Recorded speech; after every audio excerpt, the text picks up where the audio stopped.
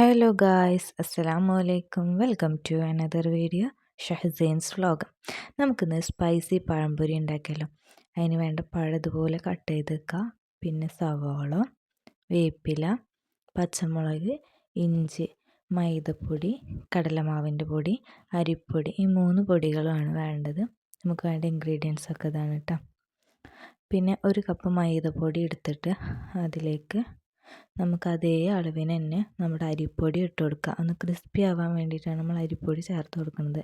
പിന്നെ കടലമാവും, അത് നമ്മൾ സ്പൈസി പഴംപൊരി ആയതുകൊണ്ടാണ് കടലമാവ് ചേർത്ത്.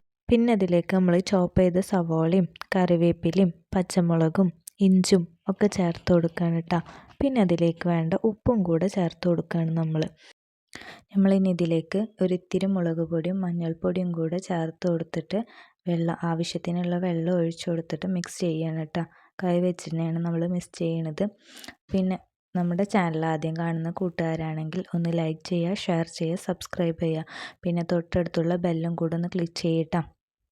നമ്മൾ ഉദ്ദേശിച്ച പോലെ വല്ലാണ്ട് ലൂസൊന്നും ആവാത്തൊരു ബാറ്റർ തയ്യാറായിട്ടുണ്ട് കേട്ടോ. പിന്നെ ഒരു പാൻ അടുപ്പത്ത് വെച്ച് ചൂടായി വരുമ്പോൾ അതിലേക്ക് എണ്ണ ഒഴിച്ച് കൊടുക്കുക. എണ്ണ ചൂടാകുമ്പോഴാണ് നമ്മൾ മാവിൽ മുക്കിയ പഴം ഇട്ട് കൊടുക്കുന്നത് കേട്ടോ.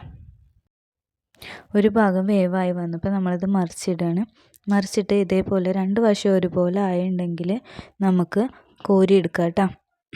നമ്മുടെ സ്പൈസി പഴംപൊരി എപ്പോഴും നമ്മൾ നല്ല പഴുത്ത പഴം കൊണ്ട് ഉണ്ടാക്കുന്നതാണ് നല്ല ടേസ്റ്റി. അപ്പോൾ നല്ല ടേസ്റ്റുള്ളൊരു സ്നാക്സാണ്. അപ്പോൾ ഇതാണ് നമ്മുടെ സ്പൈസി പഴംപൊരിയുടെ ഫൈനൽ ലുക്ക്. എല്ലാവരും ഒന്ന് ട്രൈ ചെയ്ത് ഫീഡ്ബാക്ക് അറിയിക്കുക.